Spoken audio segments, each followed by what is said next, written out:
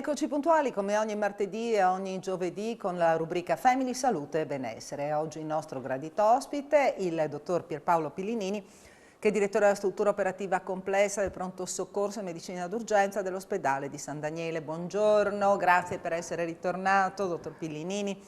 Nella puntata precedente abbiamo fatto così un'analisi della situazione per quanto riguarda gli accessi al pronto soccorso, come stiamo andando con i contagi e come stiamo andando con la pandemia.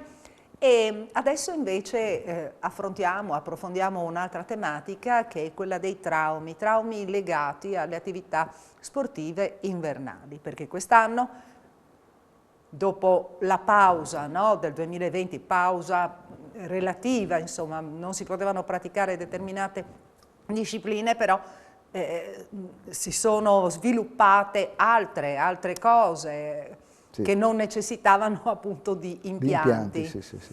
E quindi vediamo com'è la situazione quest'anno. Allora, come specificavo nella puntata precedente, pian piano stiamo cercando di ritornare a una normalità. Sì. E questo sottende in pratica quello che è un riassetto delle incidenze degli eventi. Quindi se ci rifacciamo un pochino al 2019, pian piano stiamo risalendo alla china per quanto concerne i numeri. Dicevo appunto che anche il Friuli Venezia Giulia corrisponde un po' statisticamente a quella che è l'incidenza dell'infortunistica. La traumatologia ovviamente la fa da padrona, questa si spalma prevalentemente sullo sci classico, la discesa in pratica, e lo snowboard. Questi sono i due ambiti più soggetti alla traumatologia. Abbiamo circa stimato, questo secondo dati dell'Istituto Superiore di Sanità, sì, in 1500 infortuni ogni 100.000 praticanti. Sì. Okay? Sì, come ci aveva detto anche sì, nella volta precedente. I ricoveri sono un pochino ridotti rispetto al passato, e la mortalità, al momento non abbiamo ancora i dati, ma storicamente la mortalità si attestava intorno ai 40-50 casi all'anno. Okay? Ben, poca cosa rispetto per esempio a un'altra problematica che sono gli infortuni domestici. Parliamo di un rapporto 40-5.000, quindi per dire un po' la dimensione. L'infortunistica... È che comunque questi sono concentrati solamente nel periodo invernale. Esatto. Perché dobbiamo pensare anche a quello, no? Perché gli infortuni domestici sono tutto l'anno. Sì. E su una popolazione molto più ampia. E invece questi... Certo. Sì. Quindi l'incidenza è abbastanza alta. Allora, da quello che sono i dati che ho estrapolato, ma corrispondono un po' ai dati nazionali, la prevalenza dell'infortunistica avviene nel genere maschile, un 55-60% rispetto a un 40%, e le fasce d'età che sono più corrisposte a una infortunistica sono l'età sotto i 30 anni. Il 50% degli infortuni avviene sotto i 30 anni, dai 40 in giù intorno al 60-65% degli infortuni, quindi probabilmente è uno sport che più si predilige a fasce giovanili, dove diciamo, gli estremismi, la disinibizione, l'osare, il pericolo, la velocità sono più consone. Forse c'è più prudenza nella popolazione anziana, ovviamente, rispetto a quella giovanile. C'è da differenziare poi la tipologia del trauma, che dipende un po' dalla pratica. Certo. Ossia, lo sport, lo sci classico predilige più una traumatologia degli arti inferiori, mentre lo snowboard predilige più una traumatologia degli arti superiori, in particolar modo spalla e polso. Ecco. Di che cosa parliamo in termini più specifici? Ma anche le fratture agli arti inferiori sono cambiate, cioè cambiano anche in base a come cambiano le attrezzature. I materiali, sì. Perché in effetti, se cambiano, se gli sci, in effetti, gli scarponi... lo sci ha cambiato forma, dinamica, tipologia di azione e anche potenziale potenza che l'attrezzo può determinare. Erano più, per esempio fino a 20 anni fa, erano più classiche le fratture di gamba, mentre adesso l'articolazione più coinvolta è il ginocchio. Adesso? Sì. Il ginocchio è perché? Perché le velocità, le accelerazioni, le dinamiche insite allo strumento comportano delle sollecitazioni particolari sull'articolazione del ginocchio. quindi anche lì distorsioni, stiramenti, lesioni di legamenti, in parte fratture un pochino più alte rispetto al classico trauma che avveniva 20-25 anni fa. La frattura di tibia era più tipica, per esempio, del vecchio attrezzo, no? Del vecchio sì. sci, ecco. Mentre, come dicevo prima, lo snowboard predilige più una traumatologia dell'arto superiore, in particolar modo i polsi, questo sì. Eh sì, perché quando c'è il tipo di caduta, Perché no? uno mette le mani avanti. Mette le mani avanti. Certo, certo. Che cosa dire ancora? Ma è chiaro, c'è poi tutta una... E nello sci di fondo ci sono? Poca cosa. Poca cosa? Poca cosa, sì. Nonostante che anche con lo sci di fondo si raggiungano velocità importanti. Certo, sì. Perché se uno va bene, se fa la bella salita e poi la bella discesa in mezzo ai boschi... Ecco, per dire, il fondo è quando c'è un trauma alla discesa, almeno l'esperienza mia, pur non cospicua, però a differenza dello sci o dello snowboard in cui l'utente utilizza il cast l'elmetto, sì. il fondo no. Quindi il trauma cranico paradossalmente è più grave nel fondista rispetto al discesista. Eh sì, è vero, perché il fondista non usa l'elmetto. Ecco, sì. Certo. Ecco, cosa fondamentale quindi... Ma penso che sia cosa abbastanza rara. Rarissima, sì, sì. Ecco, poi anche lì va distinta un po' la tipologia di chi utilizza l'attrezzo, cioè il professionista, oppure il dilettante, oppure chi lo fa per un'azione ludica.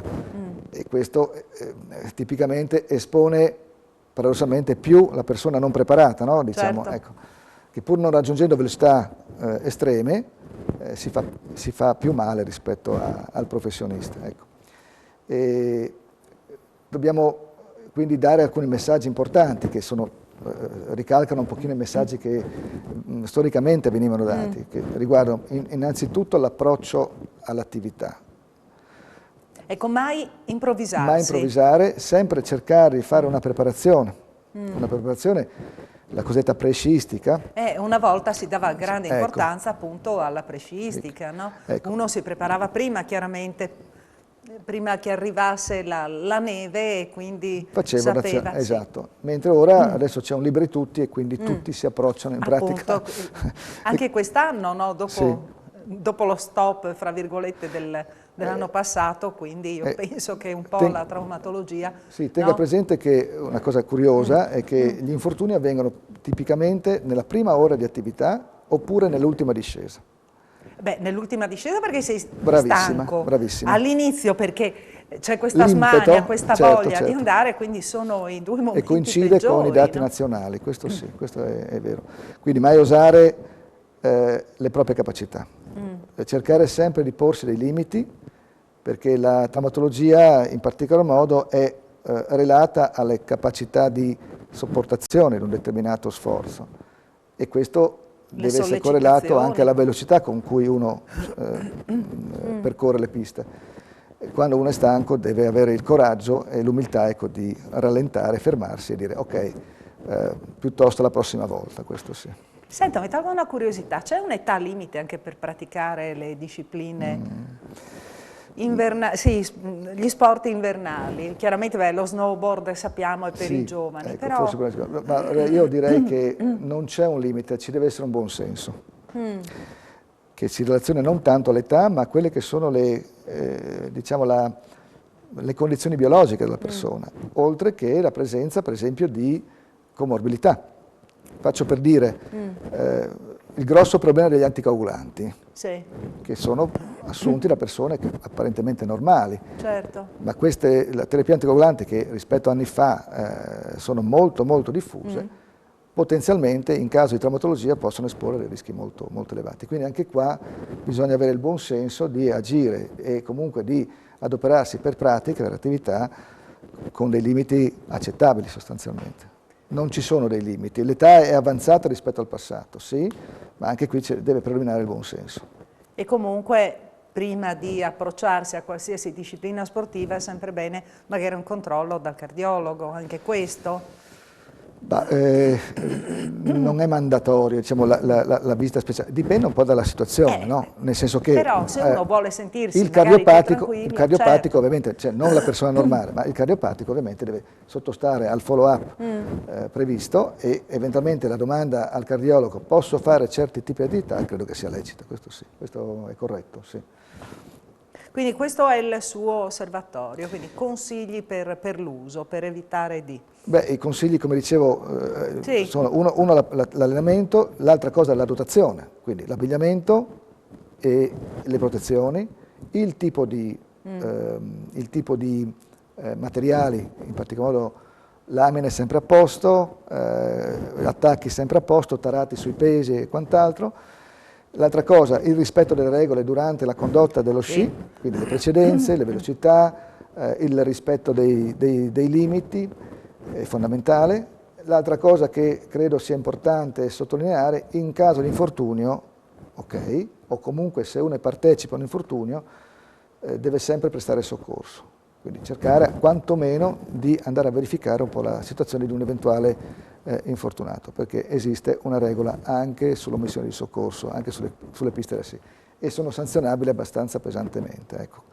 E un'ultima cosa, credo che sia ormai noto a tutti, siamo arrivati a un punto in cui è bene dotarsi di una copertura assicurativa, perché i danni da infortunio sciistico possono essere abbastanza anche onerosi in termini di risarcimenti, qualora di... Questo sono polizze, almeno per quanto riguarda anche il nostro territorio, abbastanza accessibili, per cui io credo che una visione in termini prudenziali con una polizza assicurativa debba essere oggi come oggi una condizione obbligatoria in qualche modo. Ecco. Quindi anche per sciare qui in Italia, non solo per andare a sciare all'estero. Esatto, esatto. Perché ricordo che un tempo bastava tu varcassi il confine, in Austria ti capitava una piccola cosa, era meglio venire al di qua piuttosto che rimanere oltre confine. E dottor Pillini, siamo già giunti al termine della trasmissione. Io spero di averla magari fra un mese, no? Quando vuole. Ecco, così tiriamo le somme, vediamo come stanno andando le cose anche su nell'Alto Friuli. La ringrazio per essere stato con noi, ringrazio i nostri amici telespettatori per averci seguito, noi con la rubrica Family, Salute e Benessere ci vediamo la prossima settimana, sempre alla stessa ora, arrivederci.